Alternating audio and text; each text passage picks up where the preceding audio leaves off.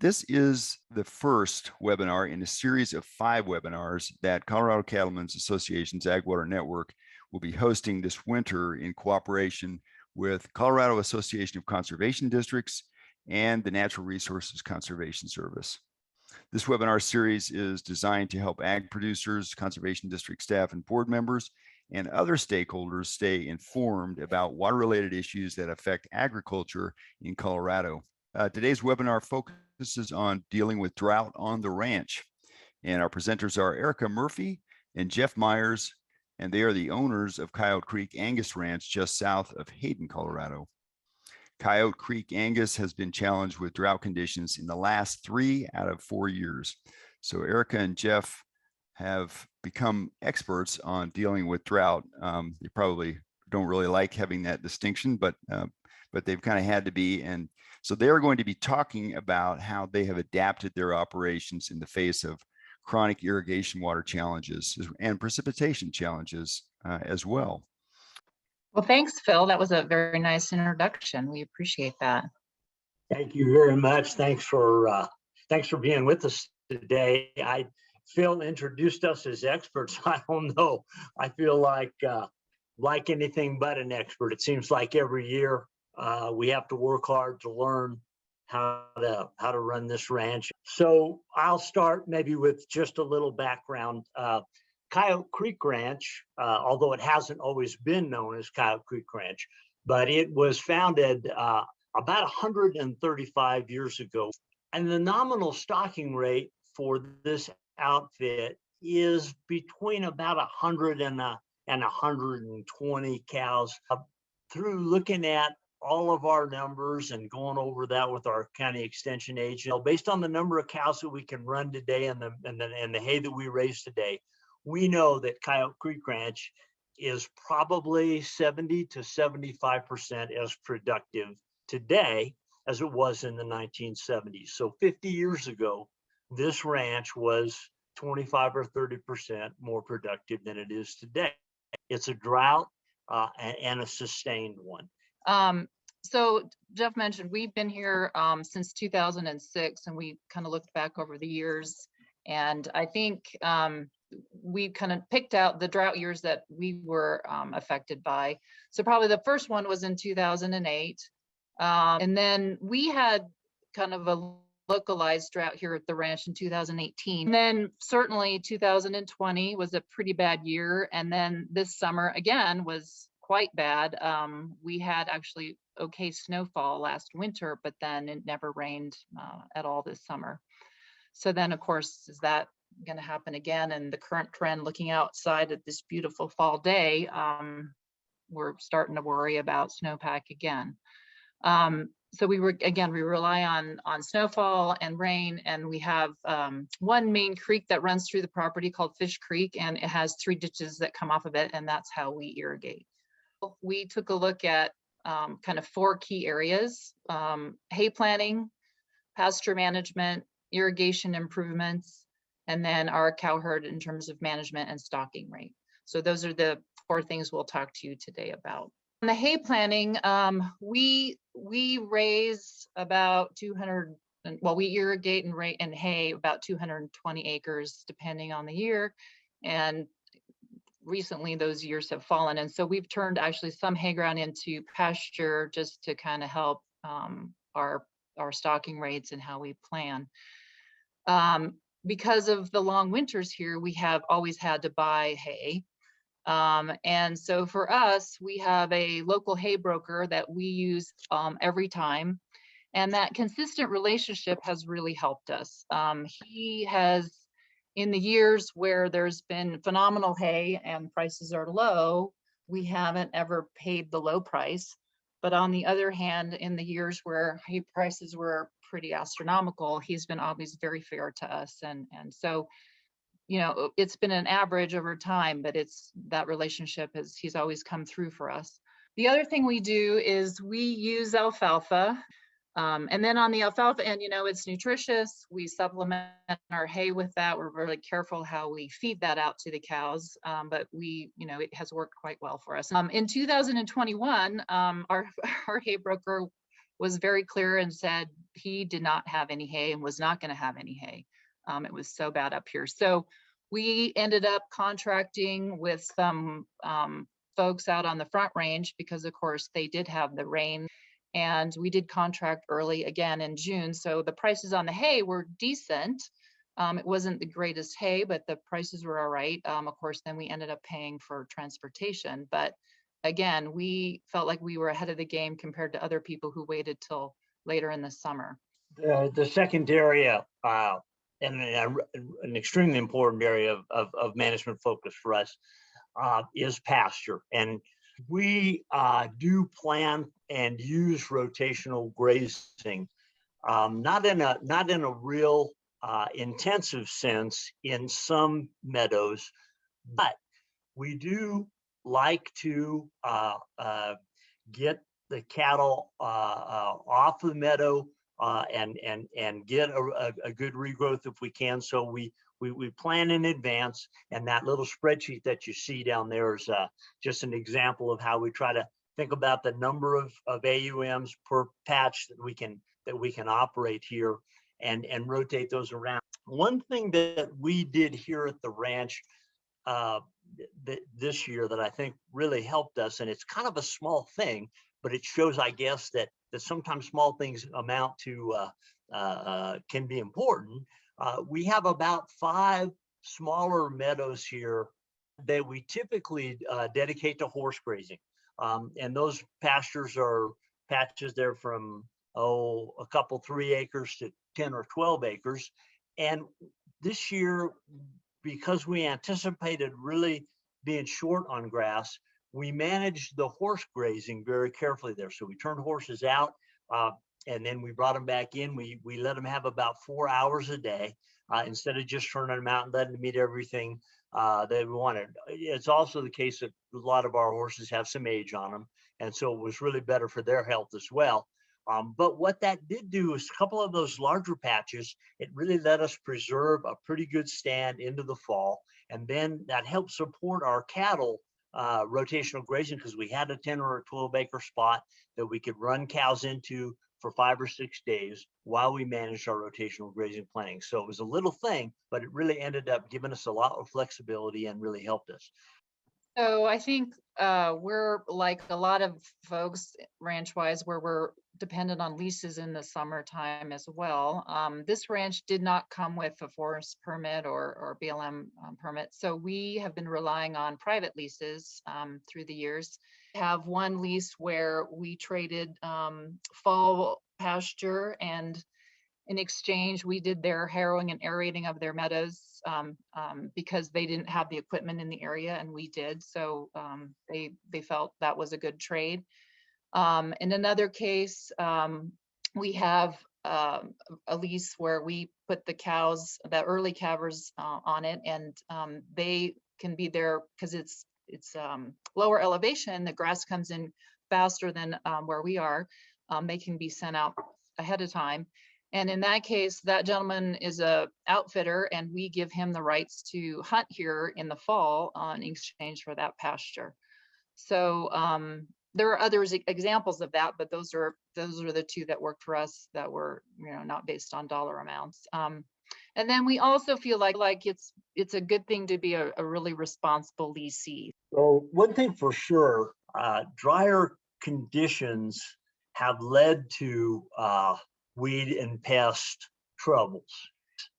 We have a couple of really difficult noxious weeds, but the 2 big ones for us are hound's tongue. That's that picture down there in the lower left with the purple flower. That's probably our worst enemy. It's if you've experienced this plant, those purple flowers seed out. They turn into a little watermelon seed looking deal, watermelon size seed with spines on it. And so the weed itself is not particularly difficult to kill, but it just spreads so fast because a hound's tongue plant can produce up to 400 seeds, and they are very, very durable. The seeds may not necessarily germinate next year. They can be in the ground dormant for 3 to 5 years. Our second weed species that's difficult for us, and everybody has this, I know, is thistle. We actually have 4 varieties of thistle up here, and that's of course a fall weed, or we try to deal with it in the fall. I don't know, 5 or 6 years ago, we finally stumbled onto a really good aerial spraying outfit in Craig, Colorado, and they're very cost effective. They can cover country along the edges of the pastures and meadows where the brush and the timber starts, that it's just difficult to get to with your own equipment. They just do a very cost-effective job, and we still have to spot spray. It takes a lot of diligence. You can never let your guard down when it's dry. That little pest that you see there in the upper right-hand corner, that is a Wyoming ground squirrel, and Wyoming ground squirrels are spreading as the drought conditions grow. These things are terribly destructive. They compact the soil. They eat a very high volume of grass. It's shocking how much grass one of these little guys can consume. They can make irrigation difficult or even impossible in flood irrigation conditions. If you're not familiar with this animal, they are basically a carbon copy of a prairie dog at about 60% the size. And one of the significant differences, they burrow and they have very extensive burrowing systems. But one of the differences, prairie dogs tend to want to create the outlet for their burrow where it's flat. And you see mounds out in the prairie and stuff like that. These little guys are very content to dig into a hillside or a slope. And that means that they are very happy to burrow into your ditch bank. And you can just imagine the havoc that something like that can cause. You know, there's a lot about timing that we could talk about. We shoot and we invite people to come and shoot as safely as possible. And when we shoot in particular is in the spring. These animals emerge when there's still snow on the ground.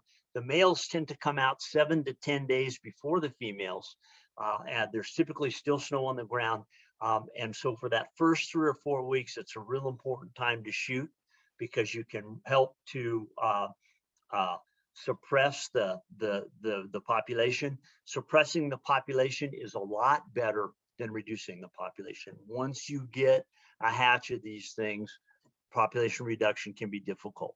We also irrigate them if there's an area in a meadow where we find them in irrigated ground. We really try to focus and concentrate. And our experience is that if you can flood those holes once, some of them will drown, some of them will leave. They may come back, but if you flood that ground more than about twice, that they don't like that environment, and typically they're gone. And we have been reluctant here to poison because we have nesting golden eagles at this ranch, and of course we have our dogs and things. So we've been reluctant, but there are safe ways of poisoning them, and there is a timing around poisoning that we've found that can be more effective or not. The idea is to remember SIP: shoot, irrigate, and poison. You got to do everything you can do to manage that population. So the next topic for us is on irrigation management. As we talked about, we have 3 ditches that come off Fish Creek. They're all very long ditches, miles up valley from us.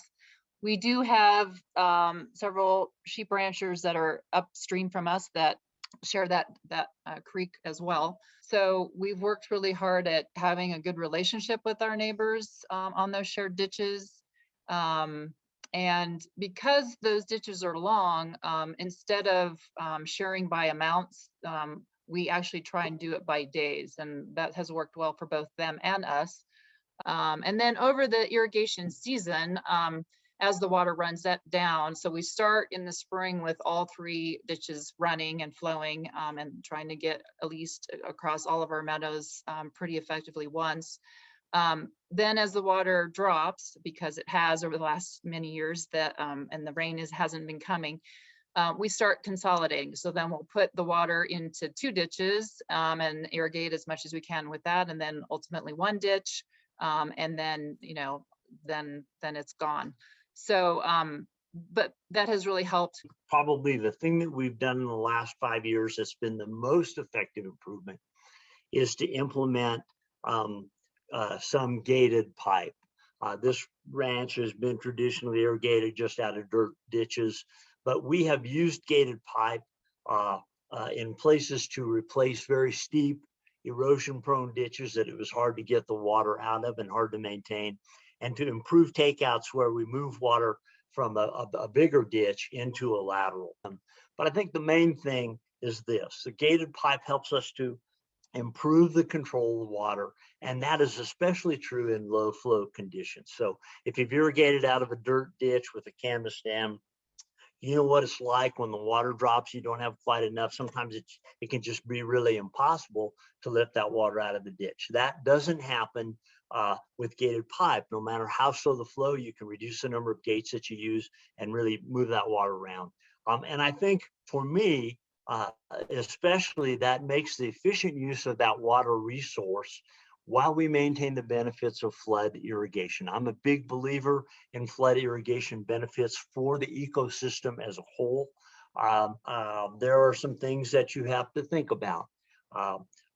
You need to make a transition from the ditch to gated pipe. Here you see a picture of us forming up one of those, what we call them, splash boxes there. It's a transition from a gravity ditch to a gated pipe. You need to plan around the labor of whether you have to pick up the pipe after the irrigation season. In some cases, we do pick up the pipe where we're grazing those hay meadows.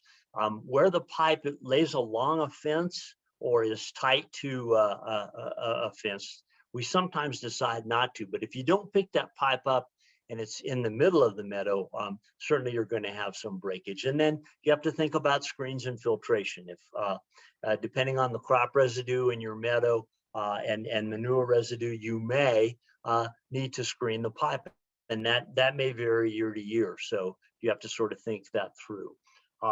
Among the lessons that we have learned are these. It's definitely a low pressure system. Gated pipe is just a slip fitting. It's just a bell end coupler with a gasket, and you slide the pipe together. So where you are experiencing a lot of fall, and of course in some cases we're using the pipe for steep ditches, then you really have to think about inline valves that you can control some of that pressure, because it's difficult to drop more than about 4 or 5 feet of head just with the gated pipe without being able to control that flow some. And then last, I would say pad erosion control is just a very important aspect of this. If you don't, we learned after our first project that if you don't have a way of controlling the pad erosion, you're just kind of trading one form of erosion for another. So just a couple quick things here.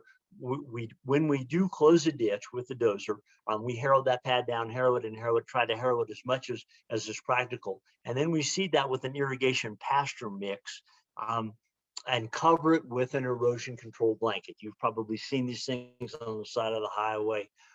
Cover that seeded irrigation pasture mix and then put your pipe down on top of the blanket. And what it turns out that there's just enough moisture leakage and flow around that gated pipe that it does keep the erosion control blanket fairly moist. You can see a good example of that in that picture on the lower left.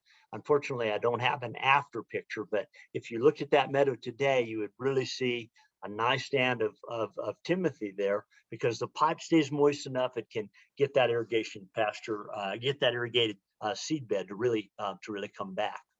So then on the herd management end, we have had to consider herd reductions. So we did reduce down when our first kind of localized drought happened kind of in the last 4 years in 2018, and we dropped down to about 90 cows. And then in 2020, we cut again. We took about another 10 pairs this time off the herd.